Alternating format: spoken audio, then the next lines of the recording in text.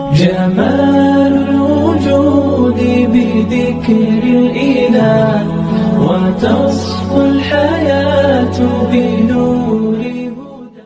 الحمد لله والصلاة والسلام على رسول الله وعلى آله وصحبه أجمعين. أما بعد، أعوذ بالله من الشيطان الرجيم. بسم الله الرحمن الرحيم. كنتم خير أمة أخرجت للناس تأمرون بالمعروف وتنهون عن المنكر وتؤمنون بالله. تمام تعریف اللہ رب العالمین کے لیے ہے جو تمام جہانوں کا پروردگار ہے. اس کے بعد بے شمار درود و سلام و محمد مصطفیٰ صلی اللہ علیہ وسلم پر. اللہم صلی علی محمد وعلی آل محمد کما صلیت علی ابراہیم وعلی آل ابراہیم انک حمید مجید. اللہم بارک علی محمد وعلی آل محمد کما بارکت علی ابراہیم وعلی آل ابراہیم انک حمید مجید. میں نے سورہ آل عمران کی آیت نمبر 110 پڑھی ہے جس میں اللہ تعالیٰ فرماتے ہیں کنتم خیر امت اخرجت للناس، کہ ہم نے تمہیں بہترین امت بنایا ہے. کس کے لیے؟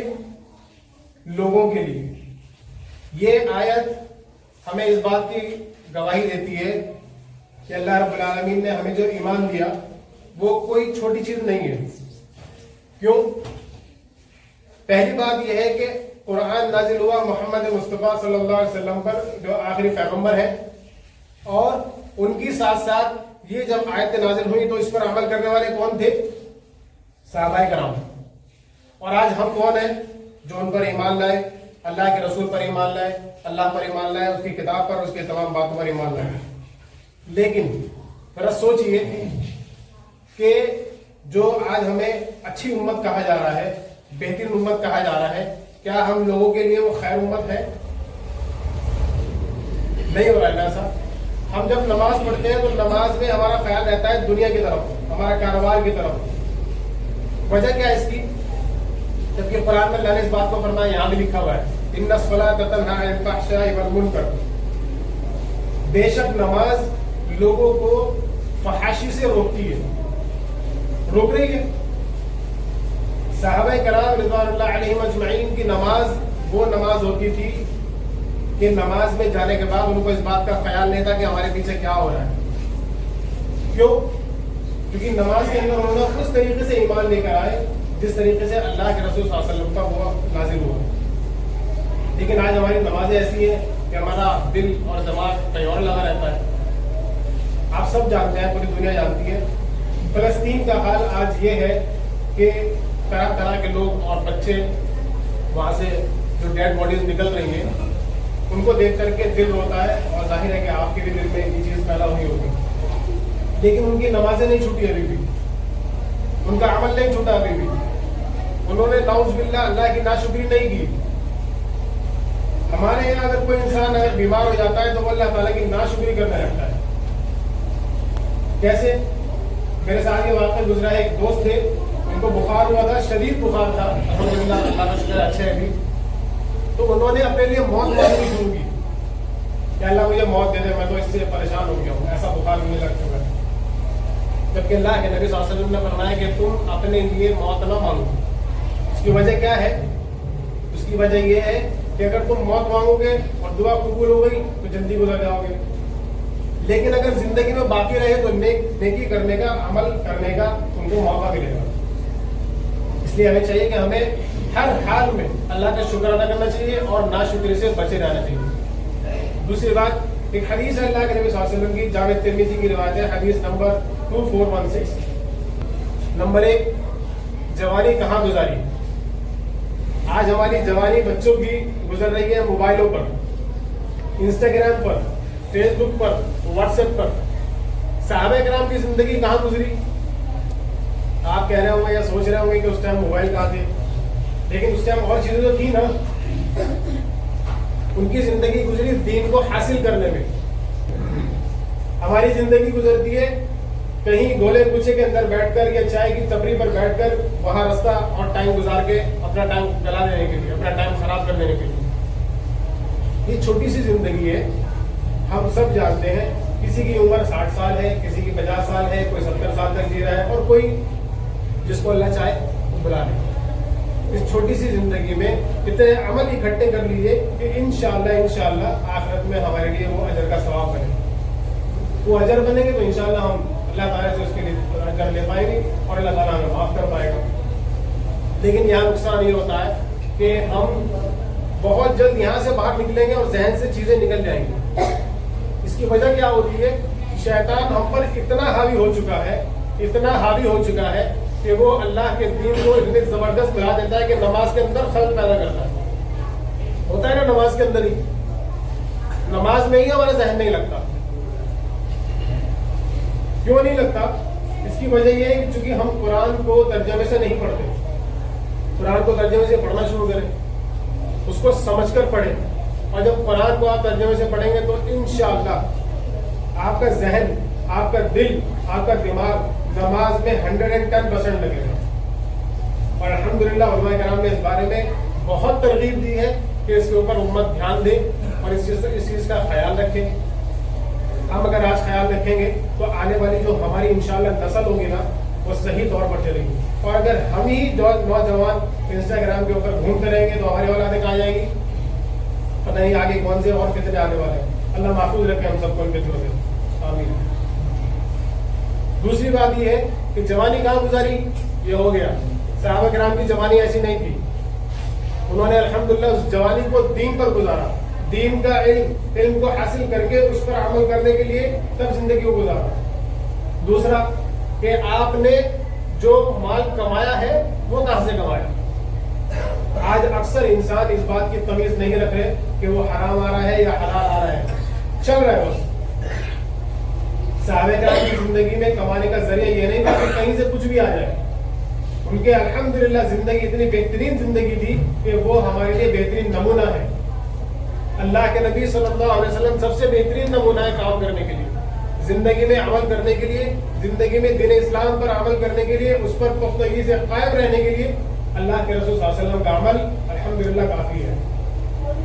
لیکن آج اللہ تعالیٰ ہمارے نوجوانوں کو توفیق دے. آج کا حال یہ ہے کہ ہم ہیرو ہیروئنس کے بارے میں بہت کچھ جانتے ہیں نا. بہت سارے آپ کے ذہن چل رہے ہوں گے اس بارے میں کہ ہاں صحیح ہے، اور ہم نے اس چیز کو دیکھا ہے. ہم نے خود کوشچن کیے ہیں سامنے جا کر کے، سوالات کیے ہیں سامنے جا کر کے، تو لوگوں سے معلوم ہوا ہے کہ وہ ہیرو ہیروئنس کے بارے میں اتنا جانتا ہے جتنا اپنے اللہ کے نبی صلی اللہ علیہ وسلم کے بارے میں نہیں جانتا، جتنا وہ قرآن کے بارے میں نہیں جانتا، جتنا وہ اللہ کے بارے میں نہیں جانتا، جتنا وہ صحابہ کرام کے بارے میں نہیں جانتا. یہ ساری وجہ اگر ہو رہی ہے تو یہودیوں کا غلبہ ہے ہمارے اوپر. کس طریقے سے؟ موبائل کے ذریعے، کس طریقے سے؟ ٹی وی سیریلز کے ذریعے، کس طریقے سے؟ سنیما ہالس میں جا کر ٹائم کو خراب کرنے کے ذریعے. آخرت میں الحمدللہ جو کام آئے گا وہ اللہ کا دین کام آئے گا. اللہ رب العالمین نے سب سے پہلی اگر کوئی سورہ آیت نازل کی تو وہ تھی اقرا. اقرا یعنی علم حاصل کرو. علم حاصل کرو گے تو انشاءاللہ کامیاب ہو پاؤ گے. اور وہ کون سا علم؟ دنیاوی علم میں آپ کو منع نہیں کیا جا رہا ہے. دنیاوی علم حاصل کرنے کے لیے آپ کے ضروری ہے کہ آپ وہ بھی علم حاصل کریں، لیکن دین اسلام کا علم اتنا ضروری ہے کہ آخرت میں اللہ تعالیٰ آپ سے یہ نہیں پوچھے گا کہ آپ کتنے بڑھیا ڈاکٹر بن کے آئے، آپ کتنے بہترین انجینئر بن کے آئے. اللہ کو اس چیز سے کوئی لینا دینا نہیں ہے. یہ تو ہماری زندگی گزارنے کا ایک ذریعہ ہے جو اللہ نے ہمیں دیا ہے. وہاں اگر کچھ چیز چلے گی تو اللہ کا دین چلے گا، محمد صلی اللہ علیہ وسلم کا عمل چلے گا. اس چیز کے لیے تیار رہیے کہ کسی کو کچھ نہیں پتا ہے کب کس کی موت آ جائے. وقت کا کچھ پتہ نہیں ہے. وقت بہت چھوٹی سی چیز ہے اور واقعی بہت چھوٹی سی چیز ہے. اگر اس پر غور کیا جائے تو بہت زیادہ ضروری ہے. سبھی لوگ اس چیز کا خیال رکھیں. جتنے میرے بھائی یہاں بیٹھے ہیں، جتنے میرے نوجوان بھائی یہاں بیٹھے ہیں، آج رات کو اپنے بستر پر لائٹ بند کرنے کے بعد اس چیز کا خیال رکھیں، اس چیز پر دھیان لگائیں کہ قبر میں جانے کے بعد جب یہ اندھیرا ہوگا تو وہاں کیا حال ہوگا. کیونکہ یہاں تو کٹ رہی ہے زندگی میں نا، ہم لوگ لائٹ کھل جائے گی واپس زندگی میں وہ سب کچھ آ گیا، لیکن قبر میں اندھیرا ہے. یہ سب جانتے ہیں جب قبر میں دفنایا جاتا ہے تو اوپر سے ڈھک دیا جاتا ہے تو اندھیرا ہو گیا، لیکن کیا وہاں پہ جلے گا؟ وہاں پر کیا روشن ہوگا؟ علم، اللہ کا دین جو ہم حاصل کریں گے. ایک بہت بڑا مباحثہ ہے لوگوں کو کہ اللہ غفور الرحیم ہے اور وہ معاف کر دے گا. ایسا نہیں ہے. انسان شراب پیتا رہے، جوا کھیلتا رہے، जिंदगी इसी में कट जाए, जिना करते रहे और वो फिर ये ख्याल रखे कि अल्लाह माफ कर देगा, ऐसा नहीं है। वो माफ कर देगा वो एक अलग चीज है, लेकिन उस परवरदिगार ने उसूल कायम किए हैं। अगर वो उसूल ना कायम करता तो जरूरत नहीं वो कभी भी माफ कर सकता था। उसूल क्या है हमारे पास? अल्लाह की किताब, मोहम्मद सल्लल्लाहु अलैहि वसल्लम का अमल, ये उसूल है। अल्लाह के नबी सल्लल्लाहु अलैहि वसल्लम अगर देके गए हैं तो ये उसूल इसलिए देके गए हैं कि मेरी आने वाली जो उम्मत है, आगे की तमाम उम्मत क़यामत तक मेरे इस दीन पर कायम रहे, ताकि वो अपनी जिंदगी इस दुनिया में भी बेहतर गुजारे और आखिरत में भी इंशाअल्लाह उसको अच्छा अजर मिले। तो सब लोग अपने दिल से इस बात का वादा करें कि अल्लाह रब्बुल आलमीन हमें जल्द से जल्द इस बात की तौफीक दे। इस बात के लिए ज्यादा से ज्यादा दुआ किया करें कि अल्लाह रब्बुल आलमीन हमें कुरान और सुन्नत पर साबित कदम रखे। और तो अल्लाह से हम दुआ करते हैं, मेरे से वादा मत कीजिए, मैं तो एक अदना सा इंसान हूँ, बहुत एक नाचीज इंसान हूँ, आज जिंदा हूँ, पता नहीं कब जिंदा रहूंगा कि नहीं रहूंगा, सबके साथ जिंदगी मौत लिखी हुई है। अल्लाह से वादा कीजिए कि अल्लाह हम आज से इंशाअल्लाह तेरी शरीयत पर पुख्तगी से अमल करने की कोशिश करेंगे। अल्लाह ने मना नहीं किया है, ये शरीयत पर अमल करने के लिए ये नहीं कहा गया कि आप वहां तक नहीं पहुंच सकते सालों तक, ऐसा नहीं है। शरीयत इस्लाम अल्लाह रब्बुल आलमीन ने जैसी नाजिल पहले की थी वैसी नाजिल की हुई वो आज भी है और क़यामत तक भी ऐसी रहेगी। क्या नाउज़ुबिल्लाह कुरान मजीद या हदीस बदलने वाली है? कभी नहीं ना। जैसी शरीयत नाजिल की थी अल्लाह रब्बुल आलमीन ने फर्स्ट टाइम, और इंशाअल्लाह क़यामत की सुबह तक इसी तरह कायम रहेगी। तो हमें भी अल्लाह रब्बुल आलमीन की शरीयत पर इसी तरह कायम रहना है। अल्लाह से दुआ है कि अल्लाह रब्बुल आलमीन जितने फ़लस्तीन में शहीद हो चुके हैं, अल्लाह रब्बुल आलमीन उन सबको जन्नतुल फिरदौस में कर दे, और जो लोग उनमें जिंदा है अल्लाह रब्बुल आलमीन उनको सब्र दे, उनके जो मामला खराब हो चुके हैं अल्लाह ताला उनको जल्द से जल्द पूरे कराए, और अल्लाह रब्बुल आलमीन हमें कुरान और सुन्नत पर कायम कर दे। तो आने वाली हमारी नस्लें हैं उन तक भी हम अल्लाह का दीन, उसके रसूल का दीन पहुंचा के रहें इंशाअल्लाह। अल्लाह से दुआ कि अल्लाह रब्बुल आलमीन हमारे तमाम दुआओं को कबूल फरमाए और हमारे बैठने को, यहाँ आने को कबूल करे, और अल्लाह सुब्हानहू व तआला अपनी रहमत से, अपने फजल व करम से हमें तौहीद पर कायम रखे, तौहीद पर हमारा खात्मा करे। आमीन। अस्सलामु अलैकुम व रहमतुल्लाहि व बरकातुहू। व आखिरु दावाना अल्हम्दुलिल्लाहि रब्बिल आलमीन।